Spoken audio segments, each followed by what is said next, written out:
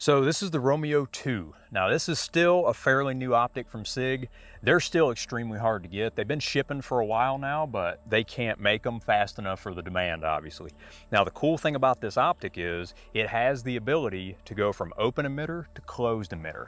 So this metal shroud that's on this, all I do is undo one of the screws. If I don't want to run it closed emitter, pull it off, and now I run an open emitter. So multiple different configurations on these. Obviously on a day like today, we're gonna wanna run closed emitter, okay? So you also have two different glass features in here, so that basically if the exterior glass gets cracked, it doesn't crack the glass that the emitter is shown on.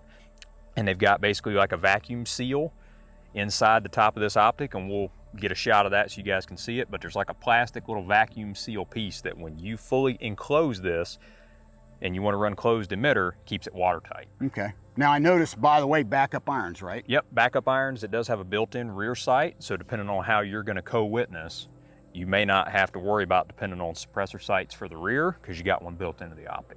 Got it. Now, adjustments. I see, do you have the adjustments on the left and right side, or is it one both? So it should be one both. So your plus and minus on the left side of the optic, and the weird thing about it is your up and down is stuck right between the rear sight. So your left and right is on the left side with the adjustments for the brightness, and then that's your up and down. So that's one thing I'm not a fan of, because I don't want to get that close to the glass with something sharp to be able to try to get in there and make an adjustment. You know, you slip, and you scratch the glass. And you scratch the glass. So I'm not a big fan of that, but this one is easily accessible, and I haven't had any problems tweaking anything. So just be mindful of that. If you guys do, you know, you're getting tools in there. Now this, remember, if you're gonna sacrifice one and you're gonna scratch it, you wanna scratch the exterior version. But if you're running this thing open emitter, you don't have the luxury of having that extra piece of glass. Right. Now, dot sizes. What do we got? So they make them in a 3 MOA and a 6 MOA. This particular one is a 3 MOA. That's my preferred, especially me being on the marksmanship side of the house. 6 MOA will really wash out a lot of your precision stuff, but ideal for competition. Whereas 3 MOA, a little more all-purpose, a little more versatile. So 3 MOA and 6 MOA. Now, real quick, we would be remiss to not talk about the pistol, at least very quickly. What pistol do you have the red dot mounted on? This is the AXG Pro. I know you did a video a while back with just a standard AXG. I think it was the classic model.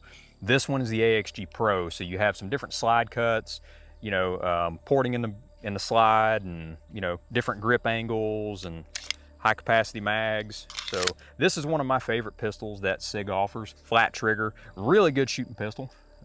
Really cool gun. Standard RMR style footprint, right? So anything that's got an RMR footprint will mount to this slide. So kudos to them for keeping it universal. Excellent. Hey, thanks for reviewing that optic. You're always my go-to guy on the Sig stuff because you're real up to date on it, much more so than I. So I always, you know, refer back to your input on the Sig stuff, whether it be the red dot or the pistol. I appreciate it. Hey, I hope you enjoy it. My buddy Daniel Richardson and I, the LAV, BCM sponsored this video from the Larry Vickers side of the house. Ammo courtesy of MMI.